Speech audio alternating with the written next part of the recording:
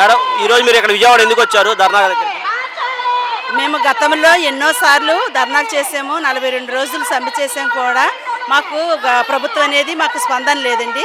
అయితే మరలా ఇప్పుడు మాకేం చేశారంటే ఇచ్చిన హామీలు నెరవేర్చాలని, మాకు అధిక పని భారం ఎక్కువవుతుంది, ఆ పని భారం తగ్గించండి అని, పనికి తగిన వేతనము అంటే ఇప్పుడు కనీస వేతనం 26,000 కాబట్టి 26,000 చేయండి. ఒక కూలోడికే రోజుకి ఒక తాపీ మేస్త్రికి 1000 రూపాయలు వస్తున్నది. అలాంటిది నానా పనులు అంటే పంచాయతీ పనులు, సచివాలయం పనులు, గ్రామ పనులు అన్నీ చేస్తున్నా సరే మాకు ఏ విధమైన గుర్తింపు లేకపోతుంది. కాబట్టి కనీస వేతనం 26,000 ఇవ్వాలి. అంటే మీరు చెప్తున్నారు గతంలో ప్రతి ఇంటి దగ్గరికి వచ్చారు, ధర్నా చేసినప్పుడు హామీలు ఇచ్చారన్నారు.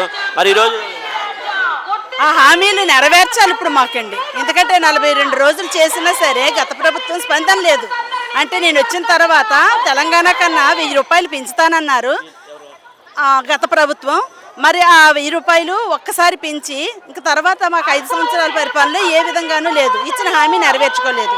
ఆ రోజు పవన్ కళ్యాణ్ గారు కూడా ఒకసారి మాట్లాడారు. మరి ఆయన ఇప్పుడు అదే పవన్ కళ్యాణ్ గారు కూడా ఆయనకి మద్దతు ఇచ్చిన దాన్ని బట్టి ఆ మద్దతుని నెరవేర్చుకోవాలని ఈరోజు మేము గట్టిగా ధర్నా చేయడానికి సిద్ధమయ్యామన్నమాట అండి.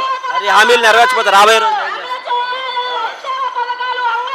రాబోయే దినాల్లో ఈ విధంగా ఉంటే మట్టుకు మేము గద్దెని దించే విధంగా మరీ ఎక్కువగా పోరాటం చేసి మా నెరవేర్పులు నెరవేర్చకపోతే సీఎం గారిని గద్దెని దించాలనే ఆలోచనగా ఉన్నామండి.